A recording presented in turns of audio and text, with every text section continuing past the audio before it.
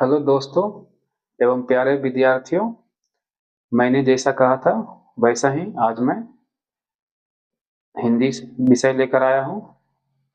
हिंदी के जो भी वस्तुनिष्ठ प्रश्न पूछे गए हैं अब तक 2011 से लेकर 2025 तक, उसी का संग्रह आज मैं पार्ट 2 मतलब चैप्टर 2 दूसरे चैप्टर का वस्तुनिष्ठ प्रश्न कराने जा रहा हूँ।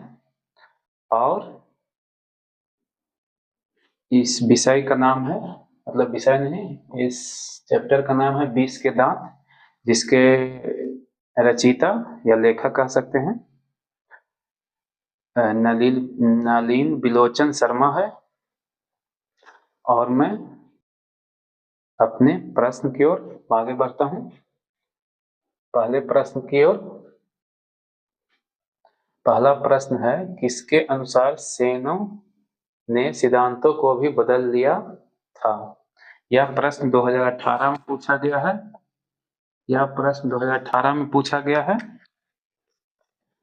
और ये कहानी जो है 20 के दांत, उसमें सेनो जो यहाँ दिख रहा है वो सेन साहब, एक सेन साहब के नाम से एक चरित्र है, उन्हीं के बारे में ये है। सेनो ने सिद्धांतों को भी बदल दिया था। तो किसके अनुसार?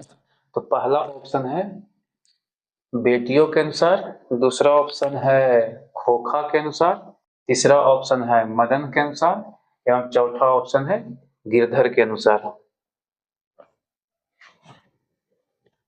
तो इसका सही उत्तर है, यह ऑप्शन है बी, खोखा के अनुसार।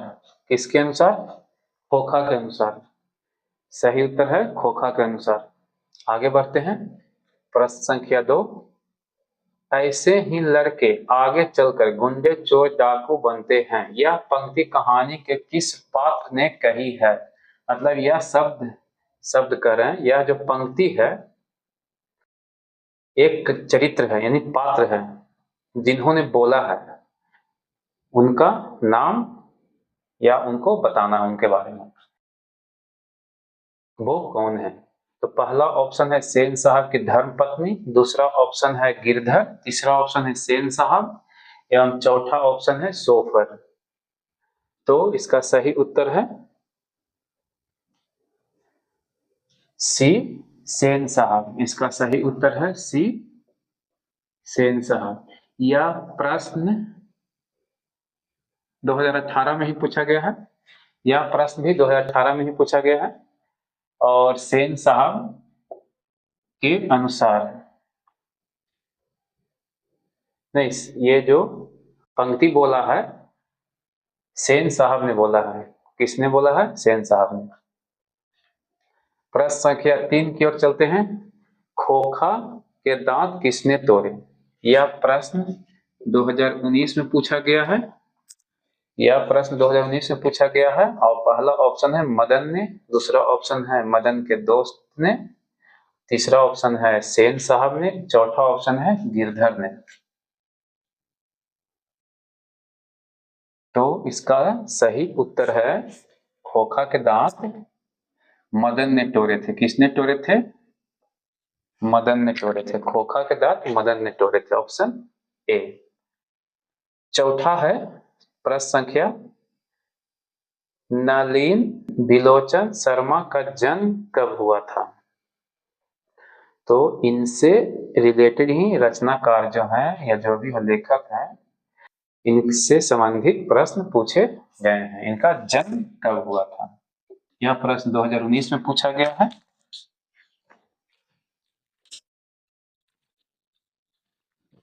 पहला ऑप्शन है 1914, दूसरा ऑप्शन है 1915, तीसरा ऑप्शन है 1916 और चौथा ऑप्शन है 1917। तो नलिन बिलोचन शर्मा का जन्म सी ऑप्शन सही है, 1916 में हुआ था। 1916 में हुआ था। प्रश्न संख्या 5। सेन साहब की कार की कीमत है, मतलब कि सेन साहब की कार की कीमत कितनी है, ये पूछा जा रहा है। यह प्रश्न 2019 में पूछा गया है। यह प्रश्न 2019 में पूछा गया है। पहला ऑप्शन है 7,500, दूसरा ऑप्शन है 8,500, तीसरा ऑप्शन है 9,500 एवं चौथा ऑप्शन है 7,50,000। तो सही ऑप्शन है कि सेन साहब की कार की कीमत कितनी थी, तो वो थी 7,500। Option A, option A 7,500। अगले प्रश्न की ओर चलते हैं। सेन साहब की आंखों का तारा है मतलब कौन है या क्या है?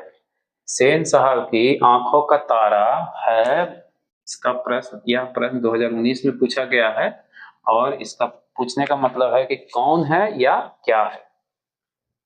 पहला ऑप्शन है कार, दूसरा ऑप्शन है खोखा, तीसरा ऑप्शन है खोखी एवं चौथा ऑप्शन है उपर्युक्त सभी। तो सही ऑप्शन है खोखा। सही ऑप्शन है क्या? बी नंबर, खोखा। सेन साहब की आंखों का तारा है खोखा, ऑप्शन बी।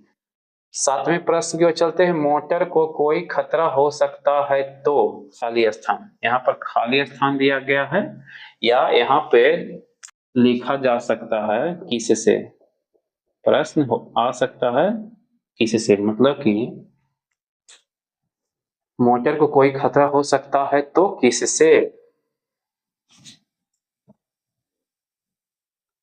तो यहाँ पर किससे की जगह पे डॉट डॉट डॉट खाली स्थान मतलब दिया गया रिक्त स्थान।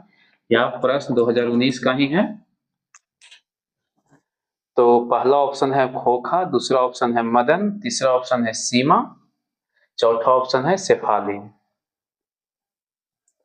तो इसका सही उत्तर है ए, खोखा। सही ऑप्शन है ए, खोखा। मोटर को कोई खतरा हो सकता है तो खोखा से मोटर को खतरा हो सकता है। प्रश्न संख्या 8 है। 20 के दांत कहानी का नाम ही है या इस चैप्टर का नाम ही है 20 के दांत, कहानी के रचयिता कौन है? यह प्रश्न 2020 में पूछा गया है। यह प्रश्न 2020 में पूछा गया है और पहला ऑप्शन है अमरकांत, दूसरा ऑप्शन है नलिन बिलोचन शर्मा, तीसरा ऑप्शन है यतीन्द्र मिश्र, होना चाहिए, कोई बात नहीं, शॉर्ट में दिया है यतीन्द्र, एवं चौथा ऑप्शन है मैक्स मूलर। तो मैंने शुरू में ही बताया था कि यह पार्ट 2 है, मतलब कि हिंदी का जो चैप्टर 2 है 20 के दांत, इसके रचयिता या लेखक हैं नलिन बिलोचन शर्मा। तो यहाँ पे थोड़ी मिस्टेक है, यहाँ पर ऑप्शन बी होना चाहिए, बी। सी 2 बार लिखा गया था। तो सही ऑप्शन तो पहले ही बता दिया हूं मैंने, फिर बता देता हूं, नलिन बिलोचन शर्मा। इस कहानी के रचयिता कौन है? नलिन बिलोचन शर्मा। मैं यह बात और भी बोल देना चाहता हूं कि जितने भी चैप्टर हैं हिंदी में या इंग्लिश में, इंग्लिश के चैप्टर के ऑथर, ऑथर ये बोल सकते हैं, लेखक बोल सकते हैं या राइटर, उनका नाम याद रखिएगा चैप्टर वाइज, क्योंकि यह प्रश्न हर बार किसी न किसी चैप्टर से पूछा ही जाता है।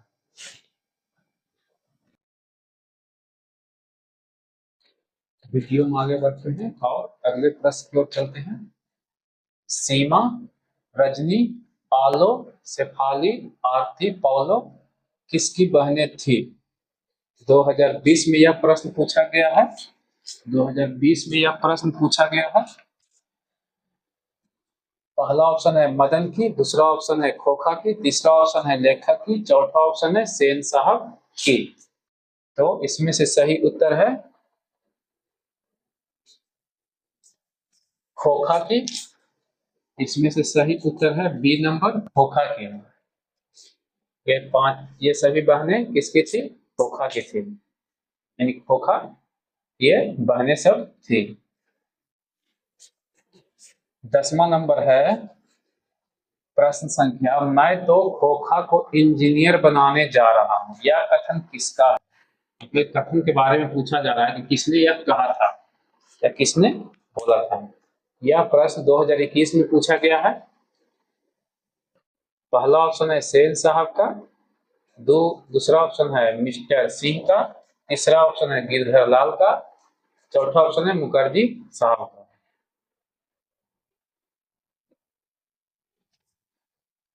तो पहला ऑप्शन सही है।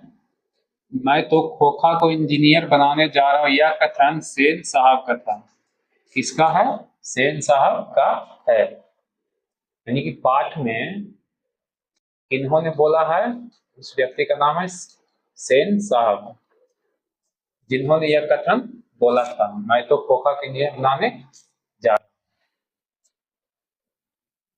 अगले प्रश्न की ओर चलते हैं। 11 प्रश्न संख्या 11, 20 के दांत शीर्षक पाठ की विधा क्या है? मतलब किस प्रकार का है यह जो लिखा हुआ जो पाठ है, यह किस प्रकार का है इसका?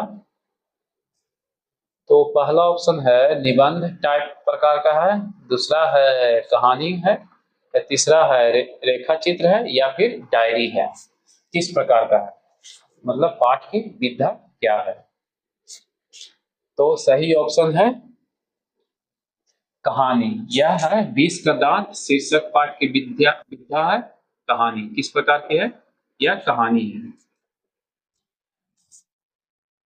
प्रश्न संख्या 12 की ओर चलते हैं। मदन के लिए क्या खाना मामूली बात थी?